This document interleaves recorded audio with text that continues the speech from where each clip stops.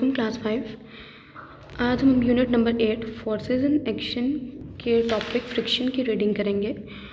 Open your books, page number 72। Friction हम उस force को कहते हैं जो कि टू सरफेसेस के रब होने से उनके दरमियान जो फोर्स प्रोड्यूस हो उसको कहते हैं फ्रिक्शन। फ्रिक्शन जो है वो स्पीड को स्लो करती है। आम उर्दू में हम उसको कहते हैं रगड़। उसको जो रगड़ प्रोड्यूस होती है, जो बनती है जब दो चीज़ें आपस में रब करें तो उसको कहते हैं फ्रिक्शन।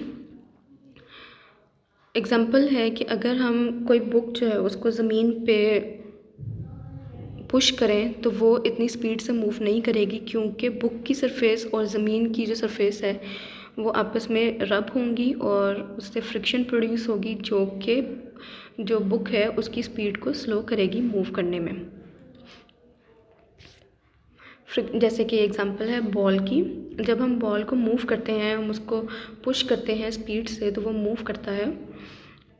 इसका मतलब है कि उसने फोर्स यूज़ की, लेकिन ये बॉल मूव नहीं करता रहेगा। उस बॉल की सरफेस और ज़मीन की सरफेस के दरमियान में जब रगड़ पैदा होगी, जब वो रब होंगे एक दूसरे के अगेंस्ट, तो बॉल जो है वो मूव करना रुक जाएगा, उसकी स्पीड स्लो हो जाएगी और आहिस्ता आहिस्ता वो उसकी मूवमेंट बंद हो जाएगी। जैसे कि आपको बताया है कि इस एरो जो है हमने उसको आगे की तरफ मूव किया फोर्स से और फ्रिक्शन ने उसकी स्पीड स्लो कर दी और उसको रोक दिया।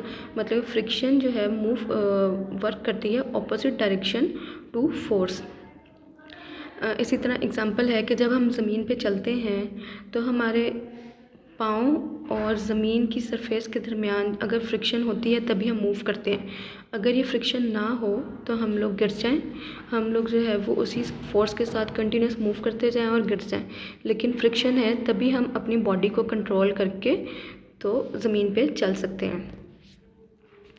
फ्रिक्शन जो है उसके काफ़ी फ़ायदे हैं। फ्रिक्शन कैन बी यूज़फुल इस तरह से कि जब हमारे शूज़ और फ्लोर के दरमियान दोनों सरफेसेस रब होती हैं, उनके दरमियान रगड़ पैदा होती है, फ्रिक्शन प्रोड्यूस होती है, तभी हम चल सकते हैं, अदरवाइज़ हम स्लिप हो जाएंगे, गिर जाएंगे। इसी तरह जो गाड़ी के टायर हैं उनके दरमियान में और रोड के दरमियान में अगर जब फ्रिक्शन प्रोड्यूस होती है, जब हम ब्रेक अप्लाई करते हैं तो टायर्स और ज़मीन की सरफेस के दरमियान में रगड़ पैदा होती है, फ्रिक्शन प्रोड्यूस होती है और गाड़ी रुक जाती है। अगर ये ना हो सके तो गाड़ी ना रुके और वो स्लाइड करती जाए। ये इस मतलब कि जो चीज़ें हैं उनकी स्पीड को स्लो डाउन करने के लिए या उनको प्रॉपरली मूव करवाने के लिए या एक्सीडेंट से बचने के लिए फ्रिक्शन इज़ यूज़फुल। लेकिन फ्रिक्शन से कुछ डिसएडवांटेजेस भी हैं, कुछ नुकसानदेह भी है फ्रिक्शन। वो इस तरह कि अगर मशीनरी के डिफरेंट पार्ट्स के दरमियान में बहुत ज़्यादा फ्रिक्शन हो तो वो सही तरह मूव नहीं करेगी, वो काम नहीं कर सकेगी और एक्स्ट्रा हीट प्रोड्यूस होगी। फ्रिक्शन को ख़त्म करने के लिए हमें ज़्यादा एनर्जी अप्लाई करनी पड़ती है, हमें बहुत ज़्यादा एनर्जी यूज़ करनी पड़ती है ताकि हम फ्रिक्शन की फोर्स से ज़्यादा एनर्जी यूज़ करें, तभी ऑब्जेक्ट जो है मूव करेगा। अगर बहुत ज़्यादा फ्रिक्शन हो, चीज़ों के दरमियान में बहुत ज़्यादा रगड़ पैदा हो तो आवाज़ प्रोड्यूस होती है जो कि नॉइज़ पोल्यूशन कॉज करती है।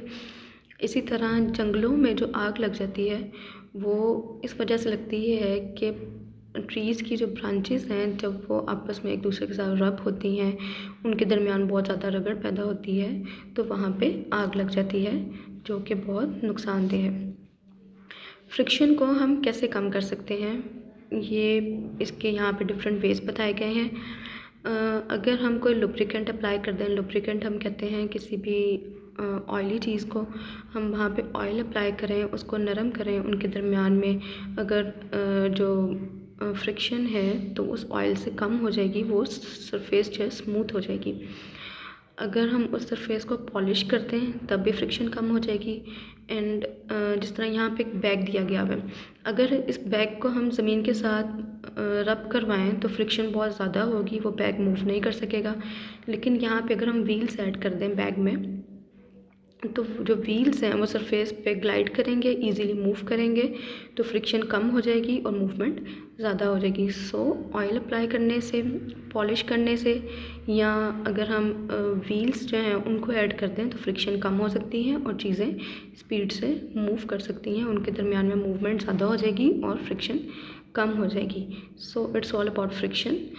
आप इसको पढ़ें और अगर कोई पॉइंट ना समझ आए तो पूछ लें। Thank you.